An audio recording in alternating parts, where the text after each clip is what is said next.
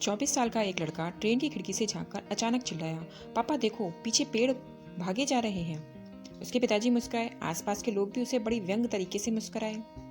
फिर थोड़ी देर में लड़का अचानक फिर चिल्लाया, पापा देखो, बादल भी हमारे पीछे पीछे दौड़ लगा रहे हैं। उसके पिताजी मुस्कुराए। लोग बागों ने उससे कुछ तो नहीं कहा, लेकिन उसके पिता से कहते हैं, अरे आप इसे किसी अच्छे डॉक्टर को क्यों नहीं दिखाते? पिता बोले, हाँ मैंने इसे दिखाया है और अभी हम अस्पताल से ही आ रहे हैं।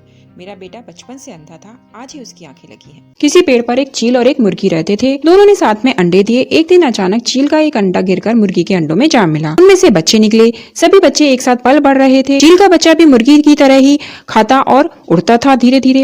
एक दिन उसने ऊंचे आसमान पर चील को देखकर पूछा कि माँ, ये कौन सा पक्षी है? क्या मैं भी इसकी तरह उड़ सकता हूँ? मुर्गी ने कहा, ये चील है, लेकिन तुम इसकी तरह ऊंचाई पर नहीं उड़ सकते हो। उसने माँ की बात मान ली और वो जिंदगी भर मुर्गी की तरह रहा और मर गया। इसलिए खुद पर विश्वास करो तो तुम जो चाहे वो कर सकते हो। एक राजा ने मंत्री से कहा, जाओ इस पत्थर की मूर्ति बनवा कर लाओ। मंत्री उसे एक मूर्तिकार के पास ले गया और कहा, यदि तुम इसकी मूर्ति बना दोगे तो तुम्हें 50 स्वर्ण मुद्राएं मिलेंगी। उसने पत्थर पर बहुत से प्रहार किए, लेकिन वो नहीं टूटा और मूर्तिकार ने हार मान ली और कहा कि नहीं साहब, इसकी मूर्ति नहीं बन सकती, ये बहुत कठोर है। मंत्री उसे दूसरे मूर्तिकार के पास ले गया। उस मूर्तिकार ने जैसे ही उस पर एक प्रहार किया और पत्थर 2 भागों में टूट गया। यह देखकर पहला मूर्तिकार सोचता है, काश इसमें मैंने एक प्रहार और किया होता तो 50 स्वर्ण मुद्राएं मेरी होती।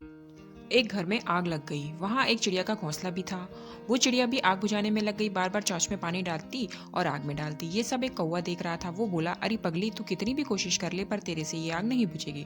चिड़िया बोली, हाँ मुझे पता है, लेकिन जब आग की बात होगी तो मेरी गिनती आग बुझाने वालों में होगी और तुम्हारी गिनती तमाशा देखने वालों में। एक किसान अपनी एक बकरी, घास के गट्ठर और शेर को नदी पार ले जाना चाहता था, लेकिन समस्या ये थी कि नाव से एक बार में 2 जने ही जा सकते थे। अगर वो शेर को पहले ले जाता तो बकरी घास खा जाती, अगर घास को ले जाता है तो शेर बकरी को खा जाता है। अब वो क्या करे? उसे एक उपाय सोचता है। वो सबसे पहले बकरी को ले जाकर दूसरे किनारे पर छोड़ देता है, फिर वापस आकर शेर को ले जाता है और दूसरे किनारे पर छोड़ता है, तथा बकरी को वापस पहले किनारे पर ले आता है और उसे वहीं छोड़कर घास को ले जाकर दूसरे किनारे पर शेर के पास छोड़ देता है और फिर आकर बकरी को दूसरे किनारे पर ले जाता है। इस तरह वो अपनी तीनों चीजों को बिना क्षति के दूसरे किनारे पर पहुंचा देता है। कुछ समय पहले एक घने जंगल में किंग कोबरा रहता था। वो रात को शिकार करता और दिन में सोता।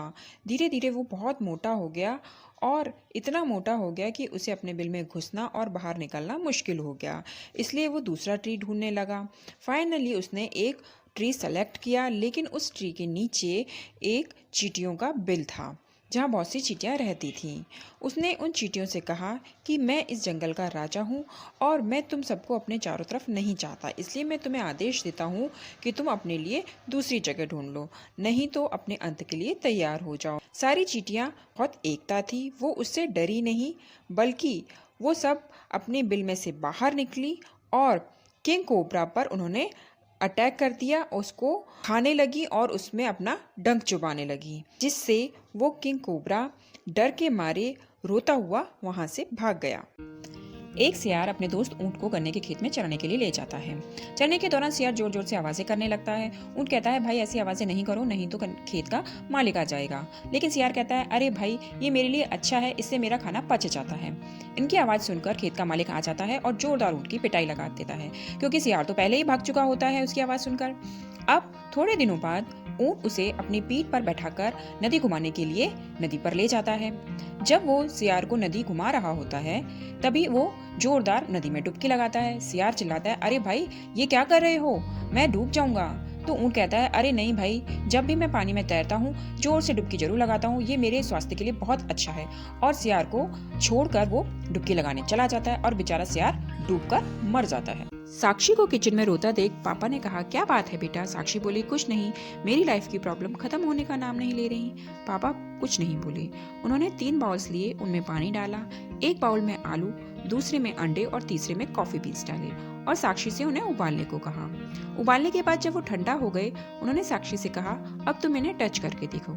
साक्षी ने देखा, आलू नरम पड़ गए थे, अंडे सख्त व कठोर हो गए थे, जबकि कॉफी बीन्स पानी में घुल गई थी और अपनी सुगंध व स्वाद उसमें बिखेर दिए थे। एक चील और मुर्गा आपस में बातें करते हैं। चील कहती है, अरे तुम कितने आसान फरामोश पक्षी हो। मुर्गा कहता है कैसे? चील कहती है तुम्हारा मालिक तुम्हें खिलाता पिलाता है और जब वो तुम्हें पकड़ने लगता है, तुम्हारे पास आता है, तो तुम इधर से उधर जोरदार भागते हो, इसलिए आसान फरामोश हो। और मैं देखो एक जंगली चिड़िया हूँ, लेकिन जो मेरे प्रति अच्छा होता है मैं भी उसके प्रति अच्छा ही रहता हूँ। तब मुर्गा तर्क कहता है कि मैंने देखा है हजारों मुर्गे मार दिए जाते हैं। अगर तुम मेरी जगह पर होते, के पास तुम्हारा मालिक आता, तो तुम एक कोने से दूसरे कोने नहीं भागते, तुम एक पहाड़ी से दूसरी पहाड़ी भागते।